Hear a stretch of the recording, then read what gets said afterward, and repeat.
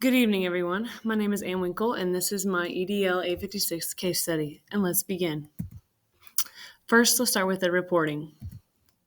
So, to establish the facts, first of all, I am the principal at the school, and I'm concerned with the newly formed parents organization and what they are up to since they're not affiliated with the PTA anymore. I believe that the PTA has an important role in supporting the school program, but can't be involved with the actual decision-making process that happens at the school and the development of instructional programs and curriculum. So I hosted this meeting for the annual back to school night and reviewed all the details just like I have in the past. And once I finished, the president of the parents group said they had already had meetings and discussed what they wanted to change in terms of the back to school night. What they wanted to change was they wanted there to be a whole week where they could learn more about the subjects and have two subjects presented every night where teachers made these presentations and talked about their subject. And then also, in the meantime, have parent-teacher conferences during the same week. They also then told me, or the president expressed the feelings that they wanted to be more involved with this decision and policy-making processes of the school because they feel they have an important stake in the quality of education offered to the students and felt that they could contribute because they have that advice and that background.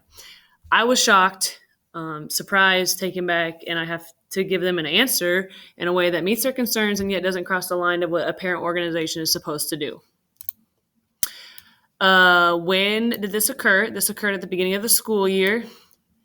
Beginning of the school year for this situation, and the new parent group was developed last spring. Where was this? It was at the school and at a meeting for the parent group. So talking about who is involved, me again, the principal, I have mixed feelings, like I said, since they changed their affiliation last spring. I've always tried to make the PTA important. Ever since I've been in administration, I gave them a bigger role in doing the parent-staff picnics, the parent-teacher conferences, and promoting bond reformations and school projects. I don't feel like the PTA should be involved in school decision-making, or development of instructional programs. I had this meeting to discuss the annual back to school night. It started off like normal, and then again, I was surprised when they shared all these feelings and wanted just basically to change the whole program. And I knew I had to meet their concerns without upsetting them, but at the same time, not change the role of the PTA. Then we have the president of the parent group. It's a new young attorney. They told me that they already discussed and decided that the traditional PTA needed to change. They wanted to find out what was really going on in the classrooms, and they wanted to be involved at our school, at that school. The school boards and being involved in the school board wasn't enough for them because, again, they wanted to specifically be more involved with our school. They wanted a greater role in developing and deciding policies that affected their particular school, and they informed me that they already made committees that talked about like discipline, student performance, classes, and more, and they wanted my support on all these ideas that they had. Who else might be involved? The rest of the parents that are in this organization, those members, they might, like I said, they've been meeting without me knowing. They probably support and back what the president said if they're still in the group, and they feel like they should be equal partners with the school and the staff in deciding what's best for the children. Teachers and staff might also end up becoming involved because if they hear about this proposal, they're going to feel strongly one way or the other, whether they want the PTA to be more involved or not. Probably going to be against it if I know anything about teachers. Talk about ethical issues. There was harm in the action. There was no physical or major harm. I was kind of harmed because I was surprised, shocked that they had done all of these meetings and proposing and deciding without me, since in the past they haven't done this. And someone's going to be upset in the indecision that I make and how I respond to this proposal. There was no laws breaking unless there is district policy or school policy already in place about the PTA parent group involvement. So if I do involve them more, I could be breaking some policy. And there was no breach of contract, discrimination, or harassment. Let's talk about synthesizing the facts now. So all the details in one. The parent organization, formerly affiliated with the national PTA, wants to be more involved in the decision and policy-making process of the school, since they believe they should be equal partners with what the school is deciding with the school in deciding what is best for their children, and therefore I have to determine how to meet their wants and needs and still keep the PTA in just a supporting role and decide policy. So that's all the details in one sentence. So facts concerning the main people involved. Some of this is repeated, so I'm going to kind of skip around. Me, again, I support the PTA and believe they're a positive force in education. I could always count on their support in the past. I don't feel like they need to be involved in the decision-making or development of curriculum. I was shocked when I found out that they had these feelings. They didn't tell me about it. And I just couldn't understand. I can't understand why they aren't satisfied with the role they played in the past. What we know about the new parent group president, it's young, new. They were elected last spring. They're the spokesperson for this group. Rude to me during the meeting because he told me he just kept talking and didn't let me interject. And he let it be known that they wanted to be more involved in what was happening at their school. Unknown facts in terms of me, the principal. Were the parents happy with what I was doing and my role as a principal? What did the staff and teachers think of me? Did I and the president have a good relationship before this situation came about, or did we never see eye to eye? Do I have policy or guidelines on the PTA roles at my school? In terms of the president of the parent group, did he have a strong following? Did he have kids in school currently? Was he new to the district? Had he been in a PTA at another school where they were involved differently? And was this kind of like possibly a backlash at me? Was he unhappy at me for doing something, I don't know, to his children or something? So this is his way of getting back at me. Those are some things we don't know and probably should know before making the decision. Facts concerning the place, the known and the unknown. It is a school. We don't know a whole lot about the place, and the PTA is very involved. Unknown, we don't know the location. Is it suburban? Is it urban? Is it rural? Is it by a major city? We don't know the demographics, what kind of kids go there. About the program, what we know, the past PTA had the parent-staff picnic. They had the parent conferences. They promoted bond and school projects. The current one, PTA, which they're not really the PTA because they're not affiliated anymore, they have newly elected officers. They're unhappy with their involvement, and they want to be equal partners now in what's happening at school. We don't know the grade of the school. We don't know if it's private or public, and we don't know how many parent members there are. Prioritize the information. So let's talk about stakeholders. So this could be very damaging to stakeholders. Students, because they're going to be, the decisions are made based on they affect their success.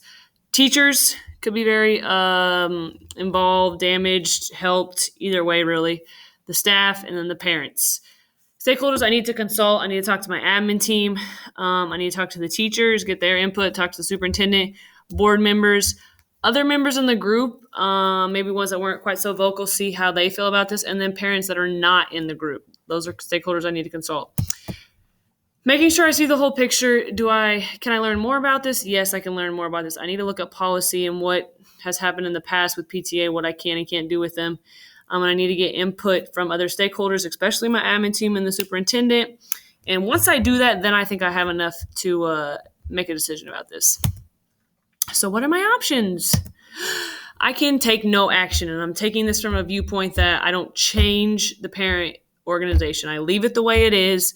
I look up policy for how they're supposed to be involved, just so I know more in case this comes up in the future. And I can try to find more events that they can sponsor and support to make them more involved in their supporting role, the role they already have in my eyes. Consequences, the group PTA is going to be unhappy parents. They might not want to do anything anymore. They might just pull out. So that's option one. Option two, comprehensive action. That means change it, do it all. Have a conversation with my admin team, look up policy still, and then let the parent group be involved how they want. Let them be equal partners, and let's just roll with it and see what happens. Consequences, I'm going to be held accountable for anything that goes wrong. Teachers might be mad. Staff might be mad. Other parents might be mad. My superintendent might be mad, and I might not follow the policy. So that's option two. Other options I could take, kind of not really a full option, but pieces to one option I make.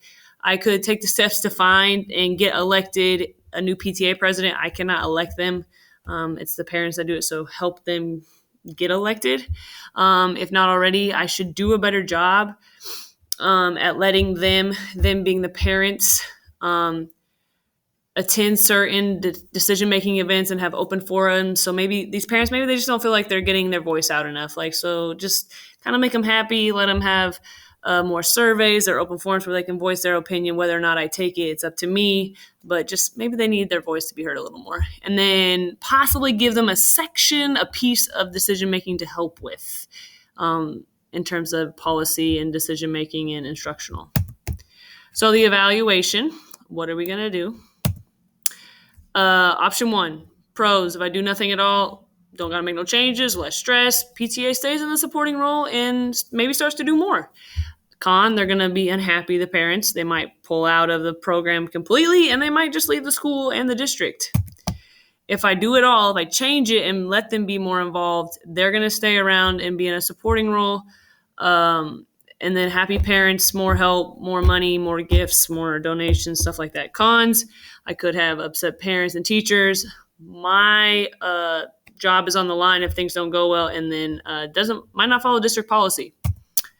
Other options, kind of the mix up, I have a better chance of keeping everyone happy if I kind of do a mix of both. And then, of course, though, it's going to be more work on my part, especially if I try to find a new PTA president to be involved, and maybe let them have a piece of decision-making part. So what do I decide?